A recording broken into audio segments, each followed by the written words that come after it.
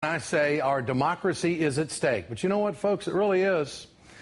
Just look at some dictionary definitions and tell me if you agree with me. Oligarchy, what's that?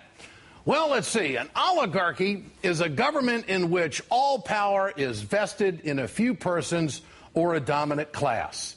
Could there be an oligarchy on a local level? Oh, yes. Plutocracy, what's that? Well, that's a government that's just ruled by the wealthy.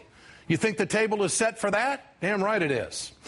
Here's the choice in this election. I think that we really want to be here, don't we? Democracy.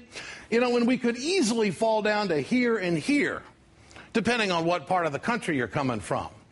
There's only one way to reverse this. We need to break the right-wing stranglehold on the Supreme Court. Nothing will change unless this court right here is shaken up and progressives have fair-minded people sitting on this court and not ideologues.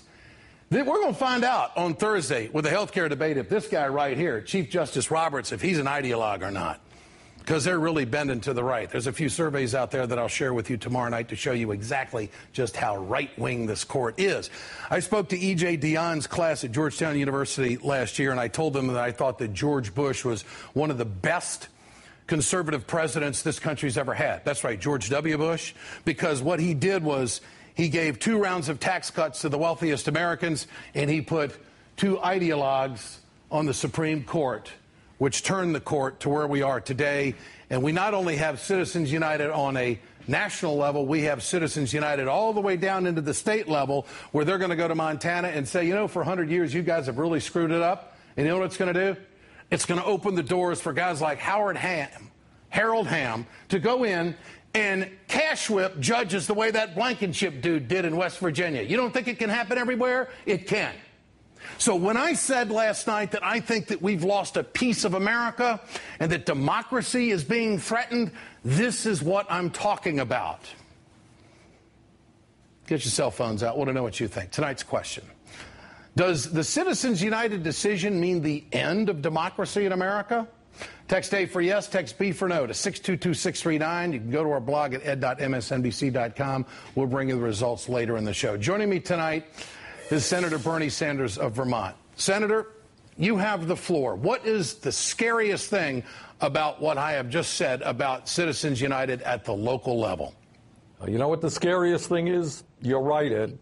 I think people back home are thinking, well, you know, he's exaggerating, throwing around words like oligarchy, throwing around words like plutocracy, but that is exactly what is happening right now. 2 trends. Number 1, in terms of distribution of wealth and income, you have a situation now where the top 1% owns 40% of the wealth, the bottom 60% owns 2% of the wealth, and the gap between the very, very rich and everybody else is growing wider. You got the Walton family of Walmart alone owning more wealth than the bottom 30% of Americans. So that's one trend. Rich are getting richer, everybody else is getting poorer. And now with the Citizens United decision, what the Supreme Court said to all of these billionaires, go for it. You're tired of buying coal companies and gambling casinos? You know what you could buy now? You can buy the United States government. So if you are the Koch brothers and you're worth $50 billion, you're Sheldon Adelson, you're worth $20+ billion, why would you hesitate 1 minute to spend $1 billion, $2 billion? That's pretty good. You could own the United States government, you could own various states, you can own county commissioners, you can own governors. Pretty good deal. So that's where we are heading right now.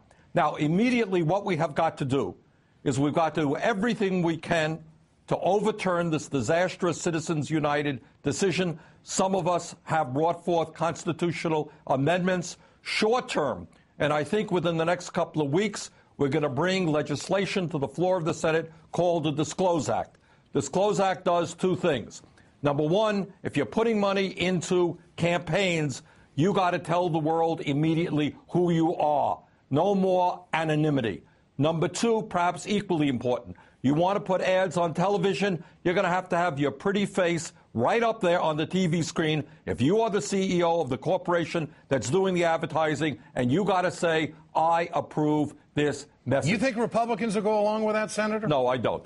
I talk to Republicans, Ed, and in their hearts, some of them know that what's happening now is outrageous. But what they also know is it's working to their advantage. How can somebody like Harold Hamm be a major donor and openly serve as an advisor on energy policy? And how can this not be a signal to the American people that if Romney gets elected, it's going to be guys like this that are going to be calling the shots? Absolutely. And it's Hamm and it's energy. It is the Koch brothers and energy. What do these guys want? And you know what really gets me, Ed? You know, if you were a billionaire, I mean, you know, how much more do you need? Yeah. These guys are worth billions of dollars. Well, they claim that they're going to take this wealth and create jobs. We haven't seen that. Right. What they're going to do is buy more government to make sure that they can concentrate the wealth and make sure that they can have America exactly the way they want it. Now, that's what I believe. And I don't have any reason not to believe that the way things are going. But I want to ask you, will Mitt Romney have to pay these mega donors back if he is president? Of course he will. But, you know, but it's not even paying him back. That is who he is. Yeah. What does Romney talk about? He talks about to Wall Street, he is going to deregulate Wall Street, the entity that caused this horrendous recession in which so many people are suffering. He is talking about more tax breaks for the wealthiest people in this country. At a time when we've lost millions of decent-paying jobs because of outsourcing, Mr. Romney will take his outsourcing experience and make it even more prevalent. So it's not that he will give them what they want. They are in the same boat together. They believe the same thing, more for the rich and less for the middle class and working family. And by the way, Ed, these guys, if they get the power to do it, they're going to go after Social Security, Medicare, Medicaid, educational opportunities. They are working day and night to create the oligarchy you just talked about. They are going to run the table. They're going to get the New Deal if this keeps up. Vermont Senator Bernie Sanders, great to have you with us tonight. Thank you, Bernie. Good to be. Remember to answer tonight's question there at the bottom of the screen. Share your thoughts on Twitter at Ed Show. We want to know what you think. Congressman Darrell Issa, well, he's on the warpath again, sending a letter this time to President Obama suggesting a cover-up on Fast and Furious just one